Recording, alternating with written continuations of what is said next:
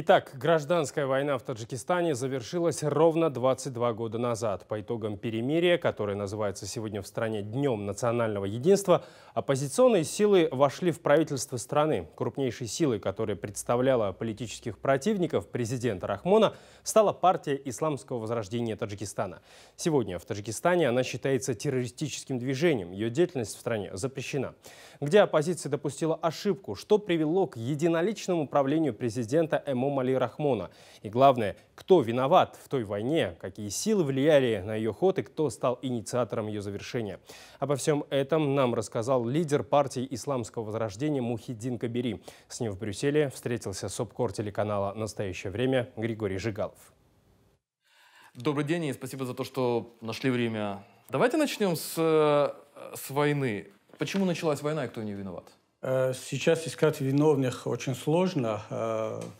Война в Таджикистане началась из-за того, что, как все другие конфликты, я думаю, что не обошлось без внешних сил.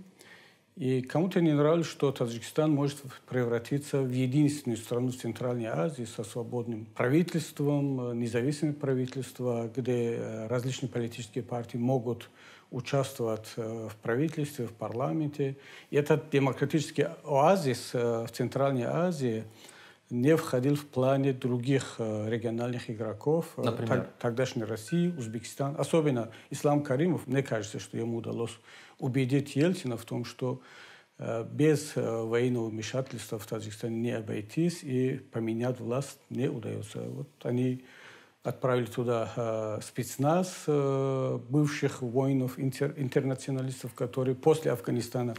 А в чем же резон Ельцина-то был? Он же, наоборот, сам демократ и строил демократическое государство. Мне кажется, что у Ельцина была сложная ситуация, потому что он понимал, что в Таджикистане есть демократические изменения, перемены.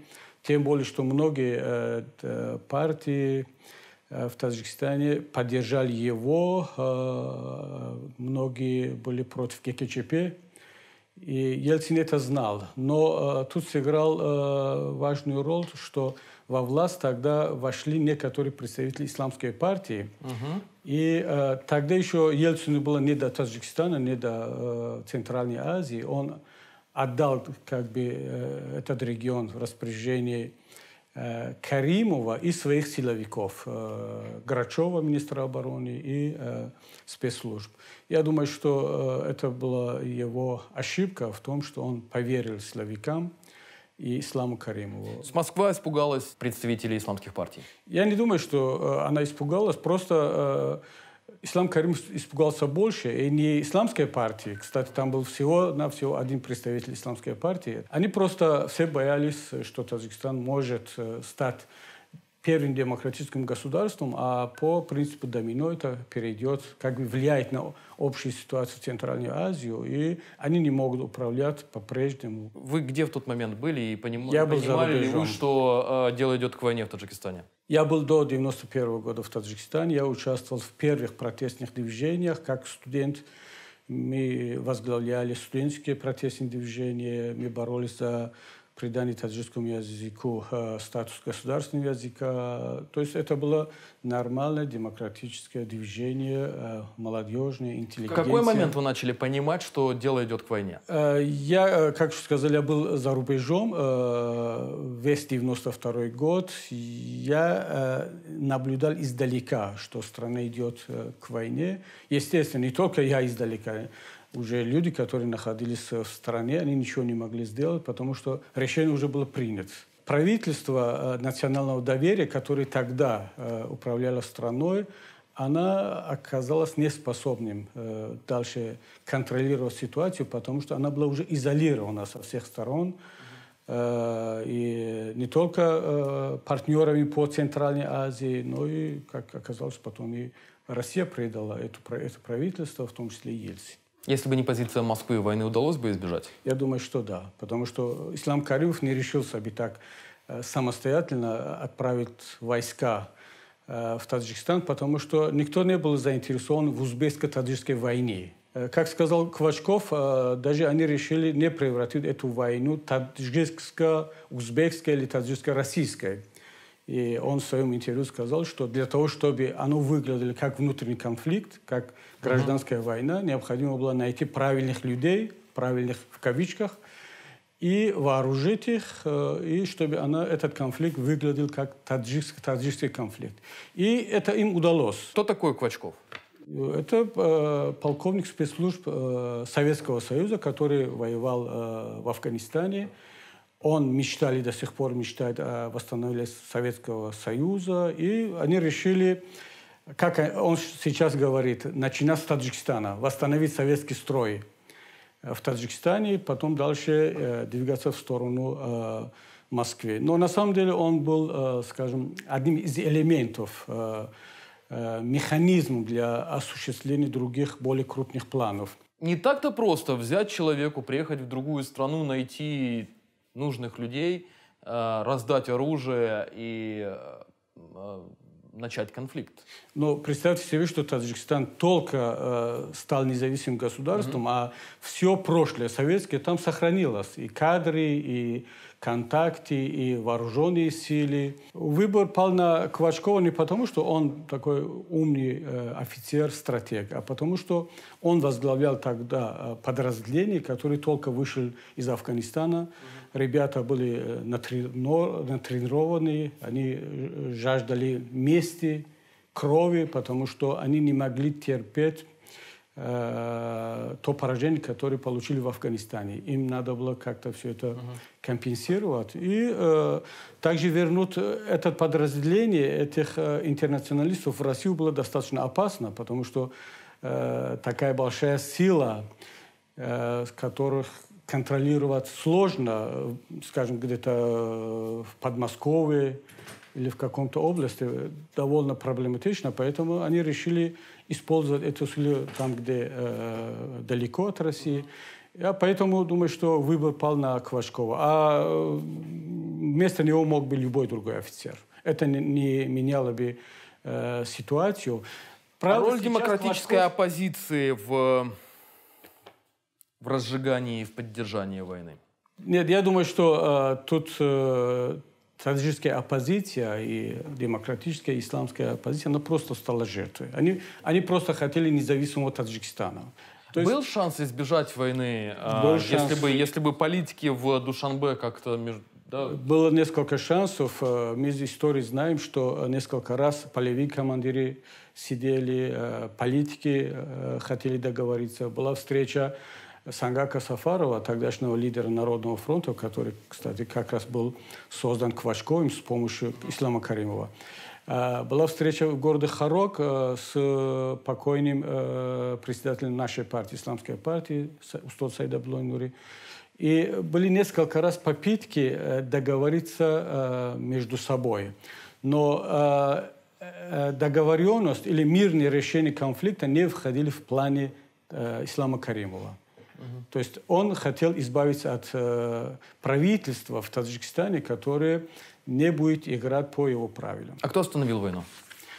Тут надо отметить желание самого таджикского народа. Народ устал от войны. И тут не обошлось без помощи России и Ирана. Как только Примаков, тогдашний, сначала был он, насколько я помню, председателем СВР, служба внешней разведки, потом стал министром иностранных дел, он все-таки убедил Ельцина, что дальше конфликт будет во вред России, и надо остановить эту войну. А как действовали вот Тегеран и Москва? Кто на кого давил? Там не было давления, просто была обоюдная договоренность. Ирану надо было достроить Бушерский АЭС, который начали российские специалисты. И они должны были где-то в какой-то точке найти общий интерес, а это оказался Таджикистан. Они очень хорошо там сотрудничали, и дальше пошло. Да, но как этот механизм сработал? Москва давила на Душанбе. Россия давила на Душанбе. На кого давил Иран? Иран и, кстати, Бурханиддин Раббани, тогдашний президент Афганистана Ахмад Шоу Масуд, давили на таджикскую оппозицию. То есть все стороны были единого мнения, что надо остановить этот конфликт. Кстати, тогдашний замминистра иностранных дел России, господин Адамишин, он в своем последнем интервью сказал, что он прямо сказал Рахмону, что все, если не будете подписывать мир, не будет деньги и оружия.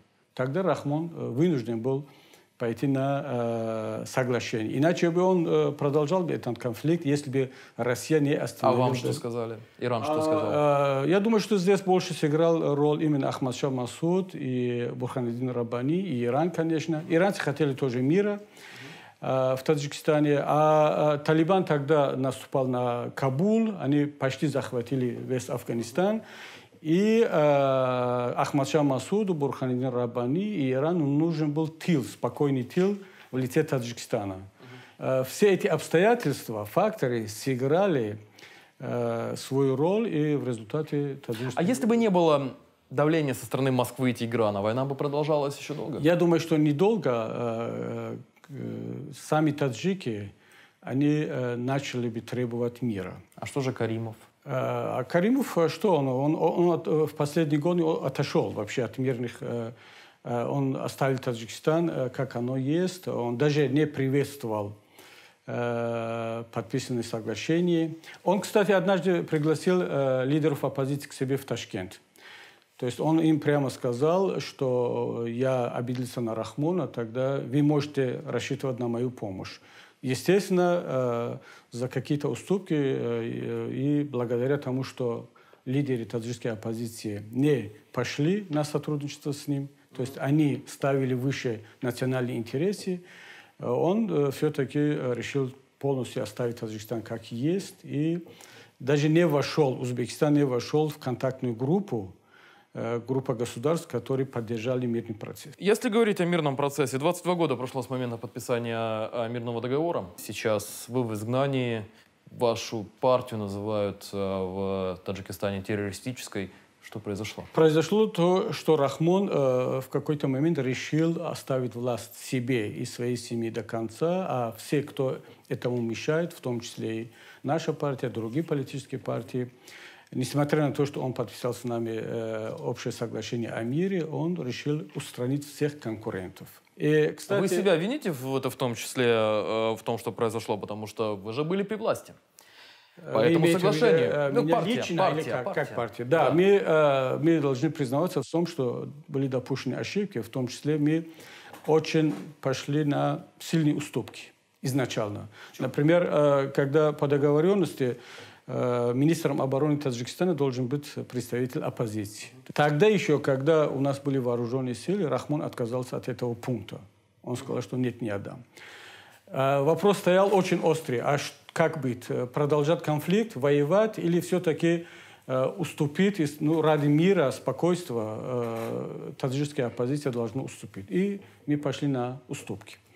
Второй момент, когда Рахмон хотел остаться у власти дольше срока, который обозначен в соглашении, опять мы пошли на уступки. Опять ради мира, спокойствия, ради национального единства. В какой момент произошла точка невозврата? В какой момент вы поняли, что вот все? Я думаю, что это был выборы 2010 года, когда по наблюдениям, по протоколам, которые у нас есть, мы победили на этих выборах. И Рахмон понял, что да, наша партия взяла большинство. Может быть, часть этих голосов были протестные голоса, но факт остается фактом. И после этого Рахмон понял, что если так будет продолжаться, он может потерять и президентские выборы. И тут появился протокол, так называемый протокол, секретный протокол Совета Безопасности Таджикистана под подписью самого Рахмона, который впервые был опубликован российскими ресурсами, интернет-ресурсами. И там Рахмон указывает всем силовым структурам и официальным ведомствам, как быть с нашей партией. И оттуда и начались все эти трагедии, поскольку власть решила, Рахмон решил менять ситуацию, избавиться от оппозиции, избавиться от нашей партии. Если вы победили на выборах, ваша партия уже не оппозиция, как же от вас можно избавиться? Нет, в любой диктаторской стране, авторитарный режим, мы победили на выборах, это не означает, что мы получили эти голоса официально. Нам дали официально около 10%. И мы вынуждены были считаться с этим.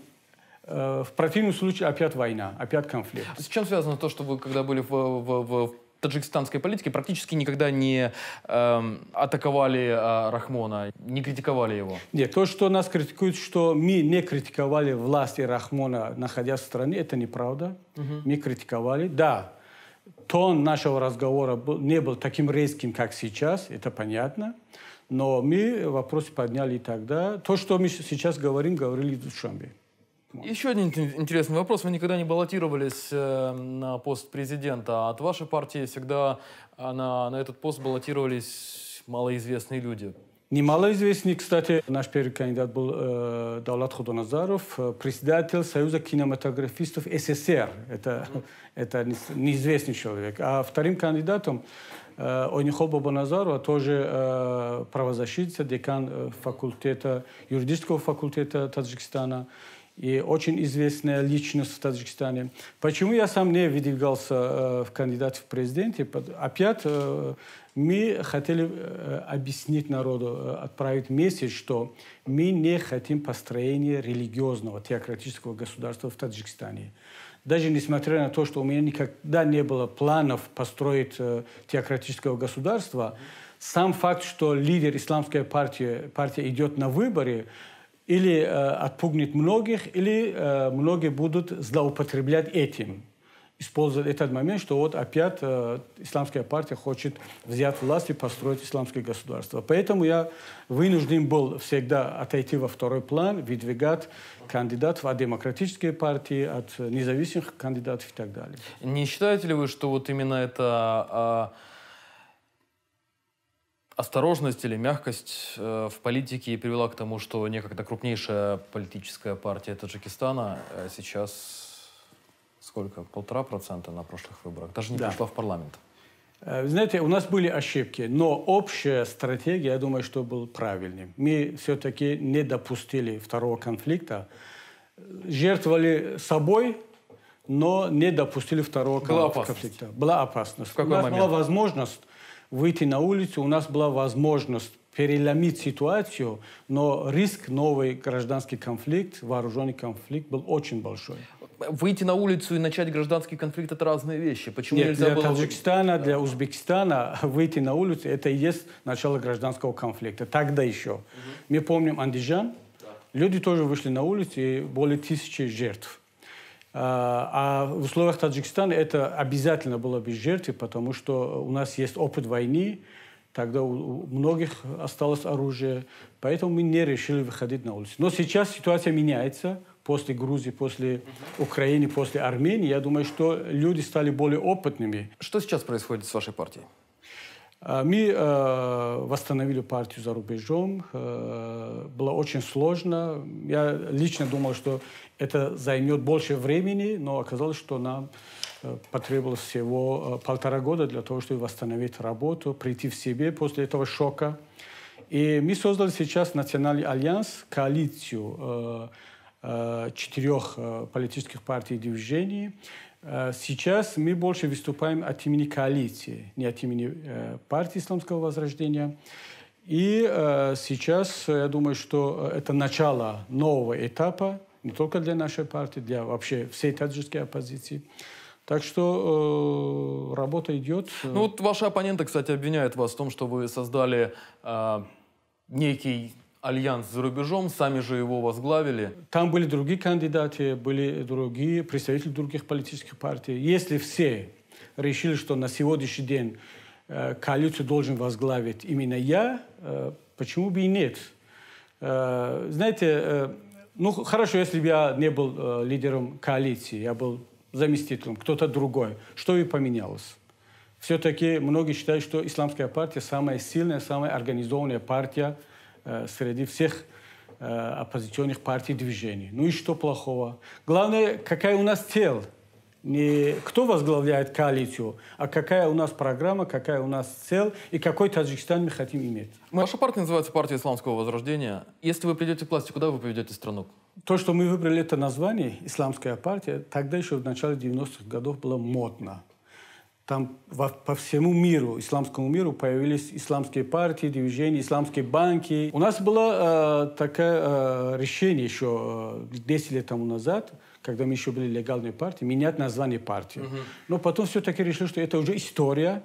Нас приняли так, каким мы есть. Мы демократическая партия, по сути, с исламским названием. Международное сообщество нас так принял, Европа нас так признает, власть нас признает. Почему менять? Если мы, по сути, демократическая партия, как, например, христиан-демократическая партия в Европе. Поэтому не было тогда необходимости менять название партии. А сейчас такая необходимость, наверное, уже есть, и вопрос опять рассматривается. Но ваш вопрос, куда мы ведем страну? То есть, может быть, назовите какую-то страну, которая может для вас быть моделью. Я не знаю, Турция, Иран, Пакистан. Раньше, когда меня этот вопрос задавали, я всегда говорю, что, возможно, Турция может быть такой же моделью. При Эрдогане 10 лет тому назад, например. Еще, может быть, малайзийский опыт пригодится. Но сейчас я более осторожно отвечаю на этот вопрос, потому что то, что происходит в Турции, это уже не модель или пример для подражания. Я думаю, что у нас должен быть свой пример. Оно где-то ближе к опыту европейских государств, в том числе некоторые моменты из Турции, Малайзии и так далее. Но самое главное, что это должно быть демократическое государство, светское государство. И религия, она должна иметь такой же статус, как, скажем, в Европе. Христианство в Европе или, скажем, в Индии. Все основные религии Индии, они очень толерантно сосуществуют. Жизнь в Европе влияет на политические взгляды и на то, каким бы вы хотели видеть будущее Таджикистана? На меня нет, потому что я остаюсь при своем мнении, как был в Таджикистане, потому что я был знаком с европейским мышлением еще тогда. Я часто ездил сюда, я читал, я встречался. Но я чувствую, что мои коллеги, однопартийцы, они меняются. В лучшую сторону, кстати. То, что я не мог иногда им объяснить в Таджикистане, сейчас они понимают с полуслов. Потому что они видят... Становятся более свободны. Более свободными. Они видят результаты демократии. Как должна выглядеть свободная страна. То есть мне уже больше не надо объяснить долго, почему я хочу, чтобы Таджикистан был демократическим государством. Кто ваши партнеры? Все, кто заинтересованы в том, что Таджикистан был стабильным, развитым и демократическим, мы рассматриваем их как свои международные партнеры. А в Таджикистане все, кто действительно хотят видеть Таджикистан демократическим, они являются нашими партнерами. Мы очень хорошо сотрудничаем не только с оппозиционными партиями. Кстати, мы уже начали не напрямую, но косвенно восстановить контакты с частью сегодняшней элиты, которые тоже устали, которые тоже хотят перемен. И, кстати, в самой элите немало очень умных, порядочных людей, которые тоже стали жертвами этого режима. Поэтому мы рассматриваем их нашими партнерами. С Рахмоном вы встречались? Ну, естественно, после этих событий нет, но раньше, да. Было такое. Готовы с ним сотрудничать? С сегодняшним Рахмоном нет. Потому что он исчерпал себя как лидер, он уже не договороспособный человек, он показал себя несколько раз. Но с представителями его команды, которые мы считаем, что у них еще осталось человечности, порядочности, с ними возможно. Что происходит с вашими соратниками сейчас? Многие в тюрьме. Есть ли шанс у них выйти на свободу? Что лично вы делаете для того, чтобы их освободить? Шансы очень минимальные, но в последнее время появились некоторая надежда после того, как ООН, Комитет по правам человека, ООН, принял наше ходатайство, и мы имеем на руках сейчас 4 решения Комитета ООН по правам человека о том, чтобы таджикские власти немедленно освободили наших соратников. Кстати, не только моих заместителей, но и нашего адвоката Бзурмехра Йорова и другого опального политика Заида Саидова. Вы видите для оппозиции шанс получить власть, и как может выглядеть этот путь? Шанс есть не только для оппозиции. Я думаю, что в Таджикистане есть, уже чувствуется, что, может быть, не в ближайшее время, но все-таки чувствуется, что народ устал. И есть шанс для реформ, для изменения. Это будет через оппозицию или в другом виде, я пока не могу сказать. Но как это выглядит, однозначно, что через выборный механизм это невозможно. Да, остается только протесты. Единственная наша задача сделать все для того, чтобы оно было мирным, без крови, без насилия. По вашим ощущениям и оценкам, когда у вас появится шанс вернуться в Таджикистан? Это не так близко. Мы должны быть реалистами. Но и я не собираюсь оставаться в Европе надолго. Тут красиво, все хорошо, нравится, но моя родина Таджикистан, я должен вернуться туда. Не только я, все мы должны вернуться туда. И мы сделаем все для того, чтобы приблизить как можно быстрее этот день. Спасибо вам большое за то, что нашли время с нами пообщаться. Спасибо вам большое за интервью. Спасибо большое.